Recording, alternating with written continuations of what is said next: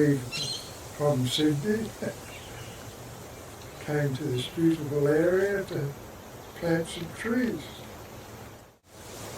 Oh, in 1983, when I bought a little 5-row shack that was here, and we were having family up for holidays, and I started to cut a track through the Bitu to the beach. Bitu is that lovely South African plant that the sand miners brought in, which did a perfect job for sand miners and stabilised the dunes that were left. It was just bare sand. But then it dominated everything else and smothered anything that tried to grow, so the job was to start getting rid of the bitter. That was the start of it, and I ended up clearing the bitter from behind 4 house blocks, each side of it, total 4, and then Kate wanted a hand down, she wanted to do the same behind her place. So we started down there, and I got some assistance from council through Roger Pettifor, who supplied us with spray packs to spray the bitter, and later on actually was a big help with supplying a tractor and a man to drive it to slash the bitter. So yeah, that was the start of, we got a group together called the Bitter Eradication Group, and it started on the little potting bench behind Kate's. Yeah, we started potting with milk cartons and cones that I collected from fabric manufacturers when I was driving up from Sydney. So then we called ourselves then the Bitter Eradication Group, and later Fingal Head Reforestation Group, and later again we became Coastcare.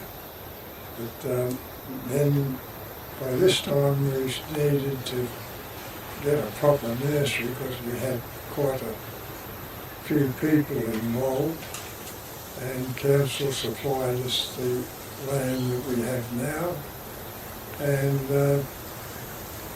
yeah, Earl Hayes, myself and Lou Scarlett, anyone we could grab. Actually, I had a friend from New Zealand on holiday. He spent his holiday building the nursery. So that was really a big step forward. And council used to supply to anyone a collection of rainforest trees. And in our ignorance, we got some and planted them in the sand dunes, which we realised after that we needed to be so specific. So we had a study done on what was in the remnant of the rainforest here, and we had that to work with. So forever after we stuck to the list of trees and species that did well in our area. We had quite a lot of help at this stage now from council, and Roger Pettifor was realised what we were doing and backed us all the way, which helped us building the nursery. And then Lee Scarlett was a good guy for rounding up money from the RSL and bowling clubs and what have you.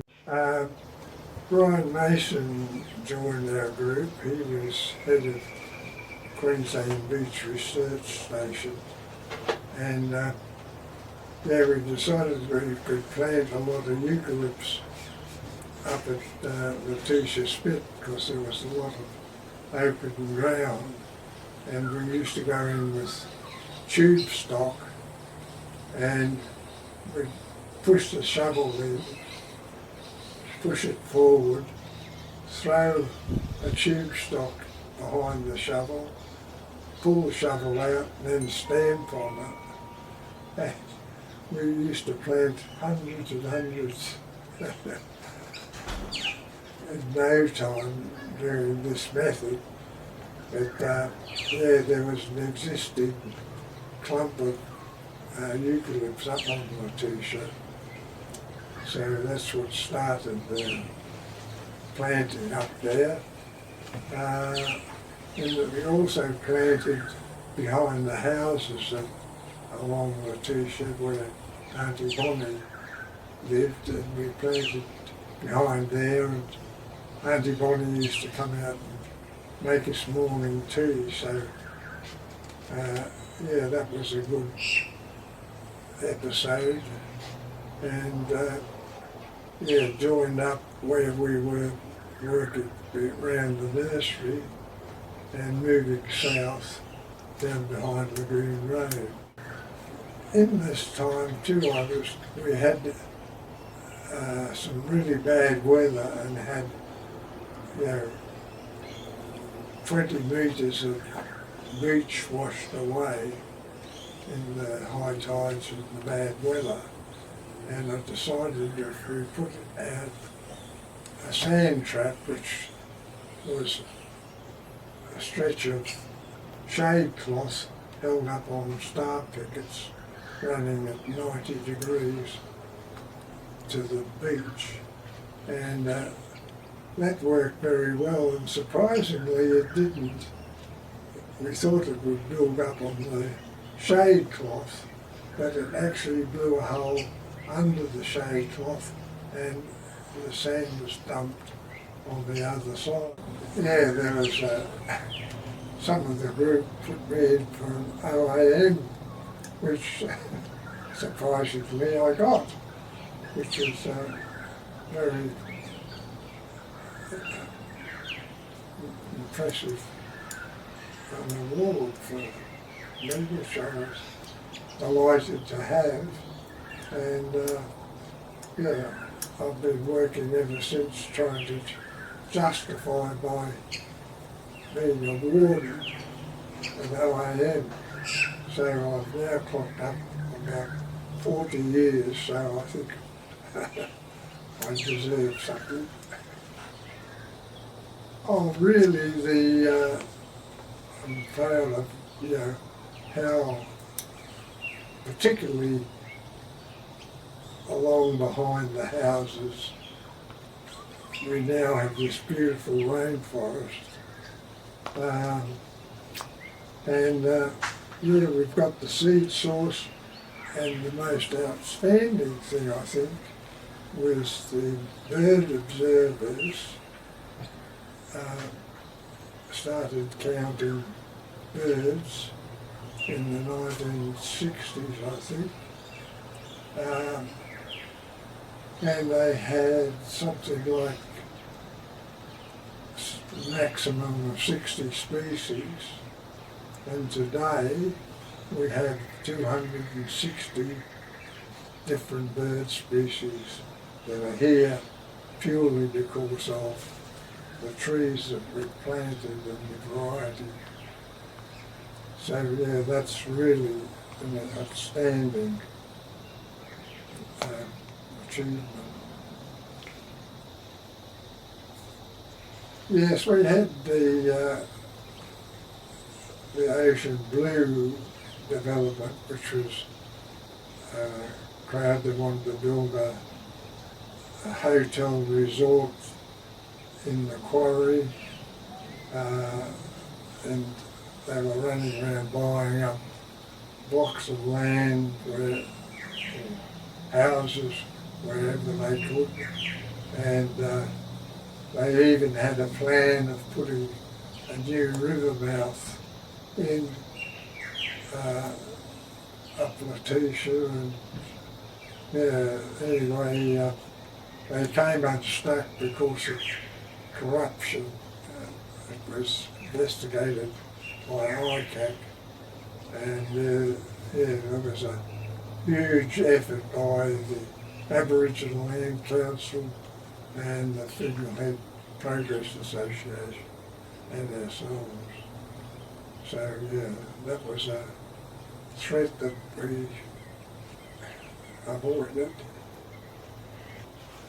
I think the biggest challenge is to stop the Gold Coast style high-rise along our beach front,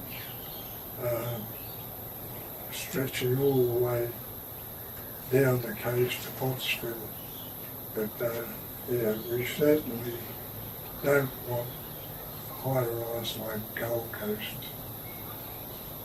Well, council have been wonderful, supplying us with materials to build a nursery, supporting us with potting mix and roundup, and virtually a whole array of things that we need. I can't speak highly enough of the council for their help. Well, I'm really proud of what we've done, and I appreciate it every time I walk to the beach to be walking through a littoral rainforest.